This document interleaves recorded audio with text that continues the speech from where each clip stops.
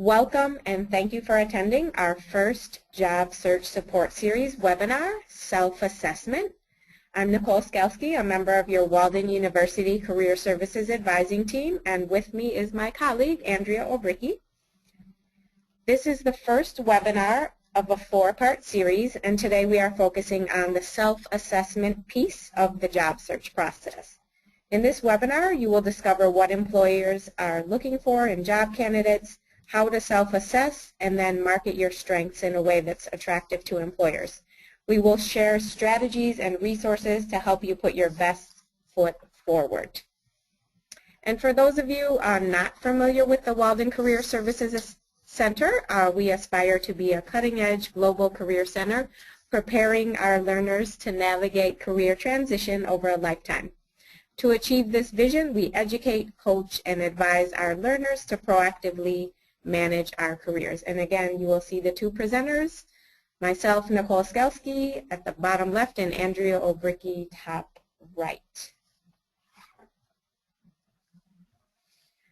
So this is the third year that Career Services is running this webinar series, Job Search Support Series, and we are really happy that you're joining us this afternoon. The purpose of this series is to focus on a specific topic of the job search process during each webinar. So we encourage your participation and welcome you to share experiences, ideas, comments of what has worked or not worked, and of course, pose your questions.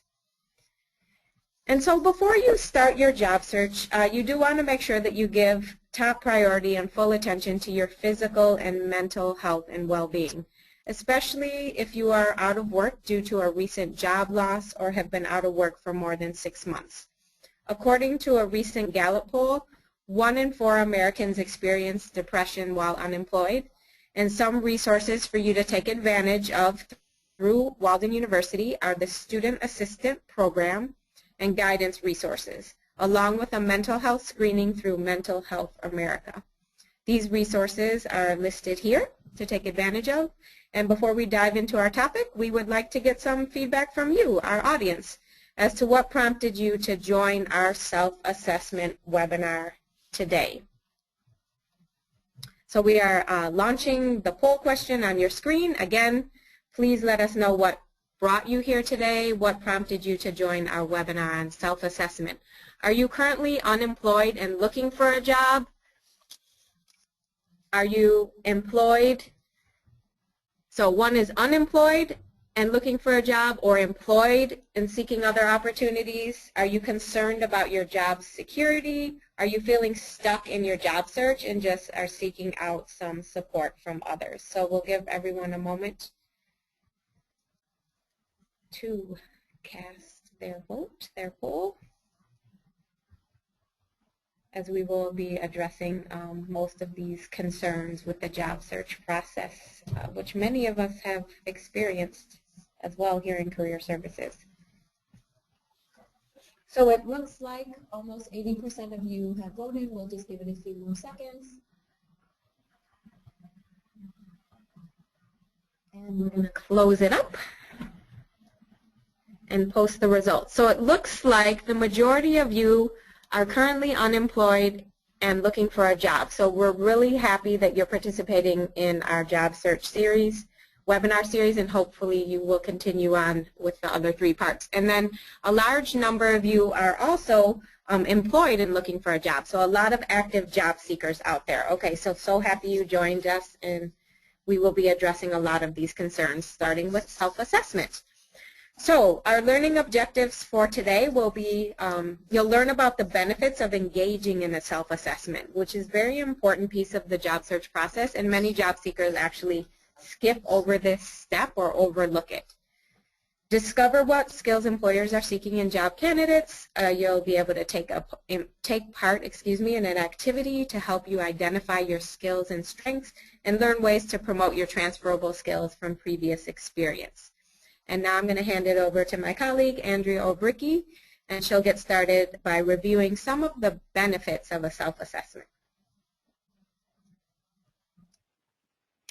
Okay, thank you. Self-assessments are essential to career growth as they help you to gain further insight about yourself, your personality traits, interests, values, and key strengths, which in turn validate and reaffirm what you already know about yourself, motivate and build confidence by highlighting your talents, skills, and areas where you shine.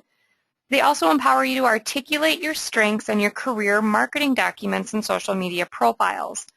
And finally, allow you to identify areas for improvement and provide you with activities and ways to develop these areas. Before we introduce you to specific assessment tools, let's take a second to find out what top skills employers look for in graduates. First, leadership experience. This could be leading people, an organization, a project, or even organizational change. Having a global mindset, which is knowledge and openness to other countries and cultures. Adaptability and flexibility, the ability to learn new skills and try in different hats, which often entails extending beyond your comfort zone. Critical thinking, a foundation skill and a key problem-solving skill. It is the ability to analyze, synthesize, and provide solutions to organizational challenges. Innovation and creativity. These skills are key to any successful organization's ability to maintain a competitive edge in the marketplace. You want to be able to provide value through creative problem solving. Communication. In order to be a successful professional in today's world, one needs to be a savvy communicator. This means the ability to speak, write, and present in a clear and concise manner using a variety of mediums, including social media and video. As you embark on your academic and career journey, it is important to keep these desired skills in mind. Now, let's look at how you can take an informal assessment of yourself, your goals, and your skills. In William Bridges' book, Creating You and Company, he says, we are all CEOs of our own careers and we need to continuously mine our own data. When you think about your desires, what is your end goal? What prompted you to pursue your degree program? Stephen Covey said, begin with the end in mind. Abilities, what are you naturally good at? Your traits, personality type. Assets, what degrees and skills have you earned? Any certifications? Consider your data. Reflect on one accomplishment relating to your academic or professional goals. What skills are involved? And that's something we want you to think about throughout this whole time is those accomplishments and what skills accompany them. Oftentimes we think of a skill as something that requires years of formal education and experience to develop. You are consistently using and owning existing skills and gaining new ones on a day-to-day basis in your life. Look beyond your job title and profession to identify activities that you engage in outside of the workplace. Use this identity map as a guide. What activities or hobbies do you enjoy? Are you involved in your community, your place of worship? If you were to take a class for fun, what might that be? If you were to teach a class for fun, what might it be? Think about what skills you have acquired throughout your life experiences. Have you moved around, lived in different states, cities, or countries? Have you been in the military? At this time, I want you to look at the screen and come up with at least one identity that you have outside of your work role. So again, this is an activity for you all joining us. So looking at the screen, think of one identity that you have outside of your work role. And then in the question box, which is on the right-hand side of your screen, please share the role or identity. And we'll give it a second here. And I'm going to ask Nicole to help me as different skills and roles are being shared. As you can see on the screen, somebody might say, I am, and whether it be their name or what their profession is, but then also having community builder and they're a neighbor. They're a member of an association. Maybe they're a coach. Okay, this is great. Okay. We have a cake decorating instructor, phenomenal, 15 years, a dog rescuer. I can give another example. So I'm a career coach at work, but in my professional association, I volunteered as a mentor as well. Anybody else want to share? Because these are great ones right here. Okay, another person says, I'm a sponsorship coordinator for community-based activities. A social blogger, fantastic. I teach Spanish to adults in the evening. Great. I did that as well.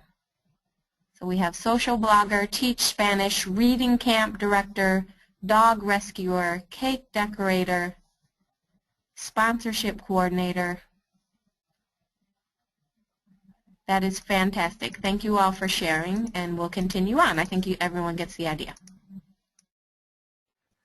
Okay, great. So as you know here, we've been talking about your skills, and now what I want to do is focus on transferable skills, which are the skills that apply in all professions. So think back to that activity and reflective questions that we just posed. These activities help you uncover your transferable skills. So reflecting on your end goal and your identity, that will allow you to have a better understanding of yourself and the value you offer employers. So keep in mind those roles that you just shared, because we're going to come back to them and have you dive in further. But first, I want to share a story of a Walden EDD alum who used his transferable skills to obtain a supervisory position. A 2011 Walden EDD graduate of the Teacher Leadership Program, Dr. William Young was a visual arts K-12 classroom teacher for 13 years. Throughout his teaching career, Dr. Young impacted the lives of students and fellow educators alike by taking on various leadership roles. Some of these roles included volunteering to lead in-service professional development workshops, mentoring 6 entry-level teachers, and supervising middle school athletics. By taking on these various leadership roles, Dr. Young was able to develop his leadership skills. The other summer, when Dr. Young was developing a professional development workshop for teachers at the Educational Service Center, the center director observed his workshop, noticed his leadership skills, and suggested that he apply for a supervisory position. He landed the position as Supervisor of Curriculum and Instruction and now directs fine arts and physical education programs, as well as designs and presents professional development workshops for the county. So think back and thinking about your own transferable skills, Dr. Young encourages fellow Walden students and alums to highlight the valuable skills obtained through their Walden programs, such as time management, virtual collaboration, online learning technology, as well as research and writing skills. This is a great story to consider when thinking about how you can extend yourself beyond your job title. Now going back, as I said, to keep your skills and roles in mind, go back to that identity mapping activity from earlier. We mentioned that part of the assessment process is uncovering your identities. So let's take a closer look at one of the aspects of Dr. Young's, the workshop presenter. And with that, let's brainstorm what skills he has gained through that experience.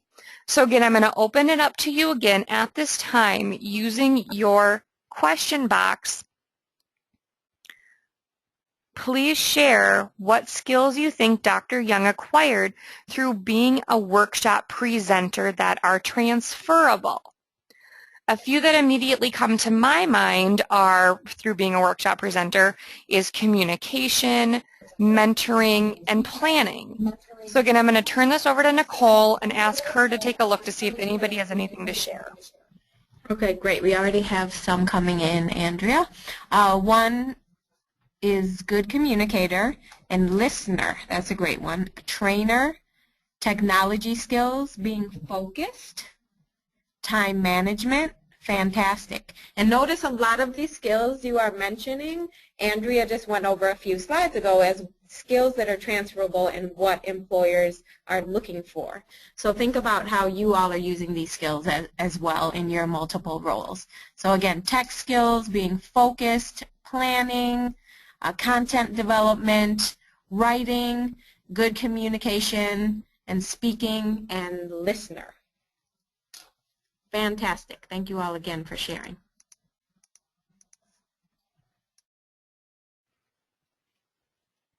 Okay, so that's great. As you can see, your transferable skills really are the glue that bring your multiple identities together, and it's going to be what you can use to showcase yourself as a skilled employer.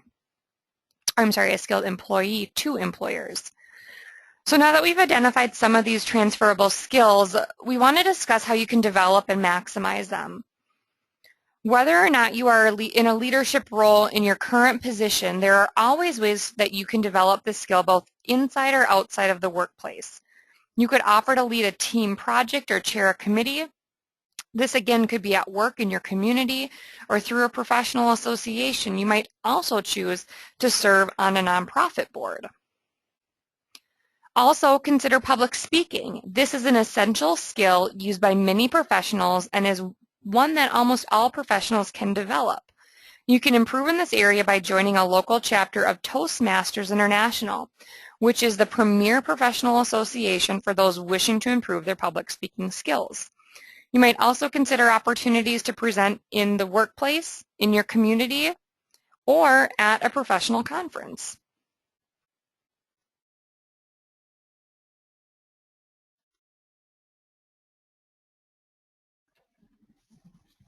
Okay, great.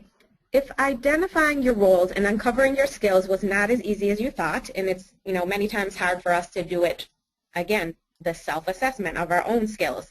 There are many career inventories and formal self-assessments as well as informal ones available for you to take. And in this diagram, we've highlighted some of the commonly used inventories and assessments, and you can research those further. You can take an assessment to find out more about your personality type, interests, values, and skills. They're generally divided into those 4 categories. And we have included a resources list at the end of this presentation for you to access some of these assessments directly. Now let's take a look at another self-test that helps you to identify where you are in the career process. Now just like most life transitions, they occur as a process or cycle. So it is helpful to know where you are and what stage you're at in the process. The Centerpoint Institute for Life and Career Renewal in Seattle has developed this short, free career self-test that helps you identify what stage you are in during a transition. This self-test breaks transition process down into 6 different stages: reevaluation, renewal, self-assessment, exploration, marketing, and career management.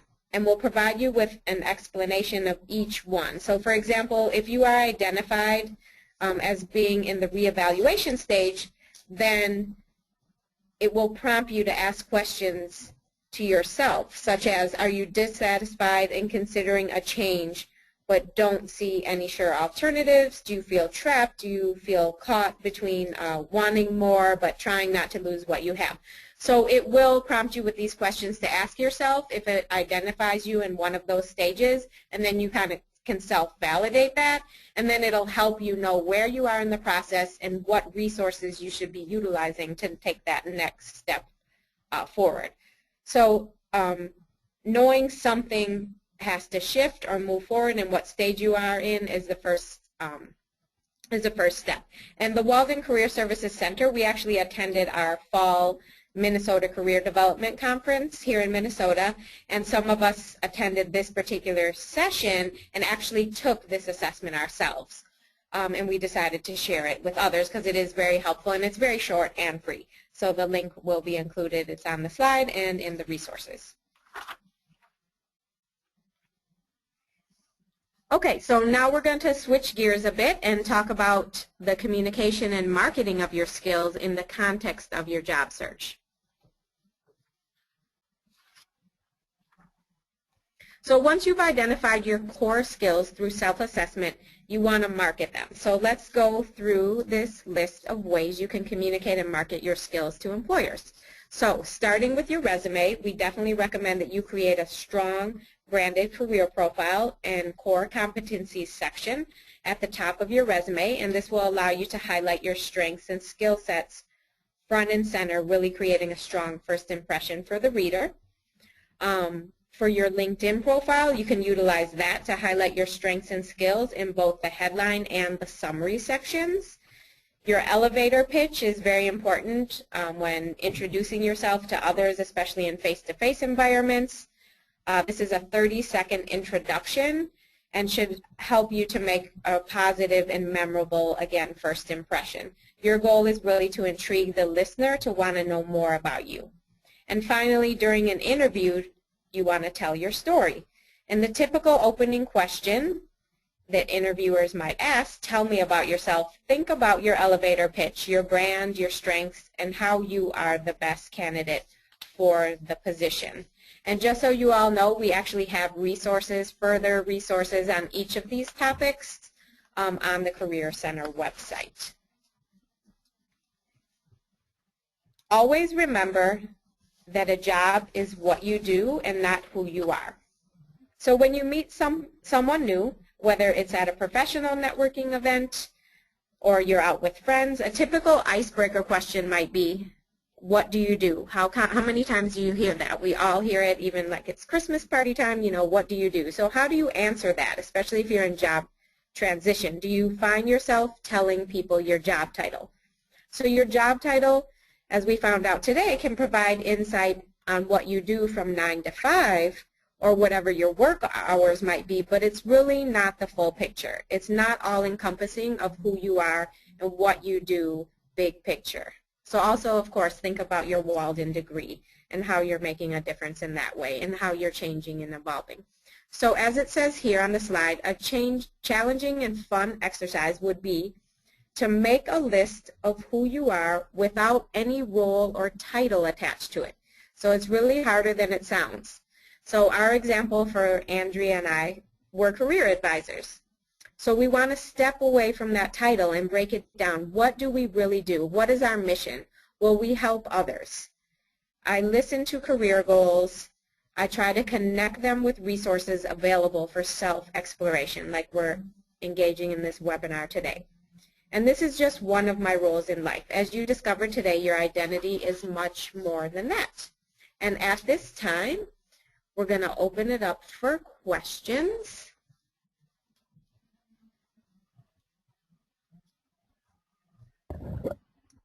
Okay, so like Nicole said, right now we're going to go ahead and open it up for questions.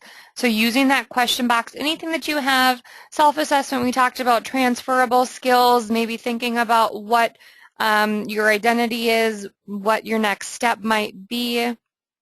Also thinking about, we talked about those stretch assignments and putting yourself out there. And so even if somebody wants to share something on how they have found success, how they've established their identity, you know, thinking back to those that were the cake decorator, or you know, what all has that provided you and how has that helped you discover your own identity?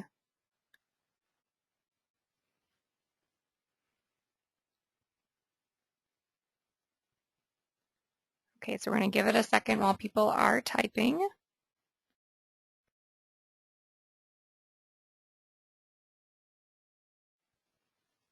Okay, so here's a question, Nicole. I'm going to throw it to you.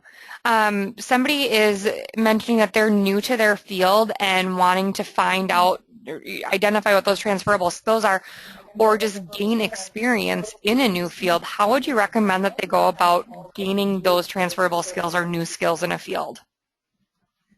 Okay, great question. So many of you who are in transition with your degree program, you might be thinking, well, how am I going to get that experience? And some of you might be doing that already. So you want to think about those transferable skills, but now we want to take it one step further. Maybe even going on the Career Center website on our resources tab and think of ways that you can start engaging, whether that be through volunteering in your community or with an organization that has a similar mission of what that transition goal is going to be. So before I was a career coach, you know, I was maybe in the classroom teaching K through 12 Minneapolis public schools. My goal was to be a career coach, but how do I make that transition to gain those skills? Well, I could volunteer to coach others in my community. We have like a step-up program here in Minnesota that is always looking for resume reviewers, interview prep people, volunteers of professionals in the community. I could do that and add it to my resume. I could join my local or state professional association, the Minnesota Career Development Association, and volunteer to organize the conference, for example. So volunteering, joining a professional association, and gaining some of those skills would be a way. And you can immediately then get references, gain networking contacts, add that to your resume, and it's really a win-win situation.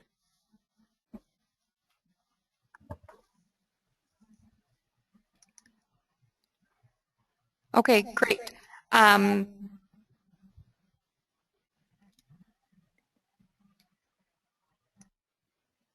Okay, so I'm going to go ahead and take this next section here, and you're welcome, this person said. Thank you for that. So if you're at the reevaluation process or stage in that life career self-test, if you're at the reevaluation process, what are the things you need to identify to get out of that situation? And really, when breaking it down and thinking about it, knowing that something has to shift is the first step. It's identifying that, and it sounds like you've already really taken that first step to start moving.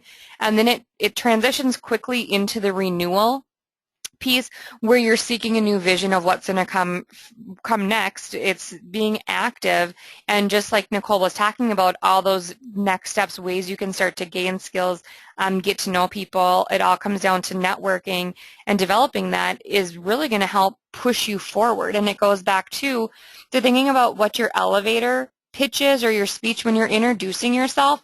It's not, "Hi, my name's Andrea and I'm looking for new opportunities," but, you know, "My name's Andrea, I'm currently pursuing my MBA and I'm really passionate about whatever it is," and then that's going to spark interest, and somebody's going to want to know more, and they're going to engage in conversation with you to help move you in that next direction. So thank you for that question. I'll just grab this next one here.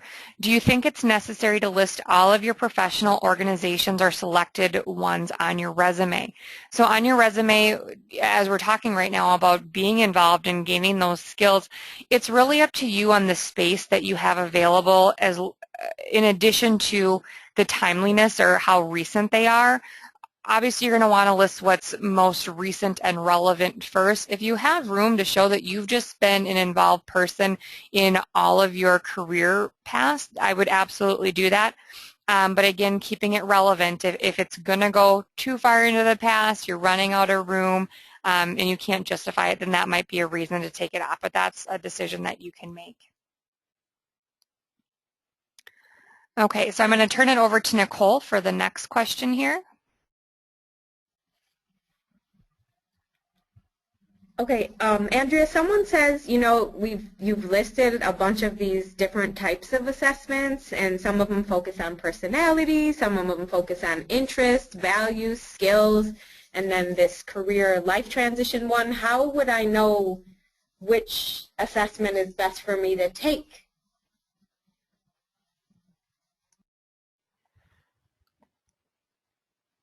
That's a really great question, and it really can be overwhelming. I would recommend that you make an appointment with us in Career Services to just kind of assess where you are at.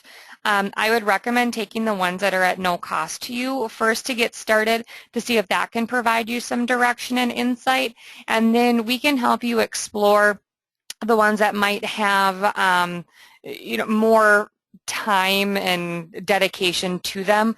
But talking to us too is going to really help you move on in that process to think about what's next and identifying. I think that tell me about yourself it can be very challenging, and talking about it from a resume standpoint, if you're putting your highlights of qualifications or career profile at the top, how do you do that if you are in transition? And that's taking a step back to think about, what are my transferable skills? What do I have to offer? And everybody has so much. It takes somebody else to help you identify that, though, sometimes, and that's where those assessments can come into play. That's where we can come into play to help you as well.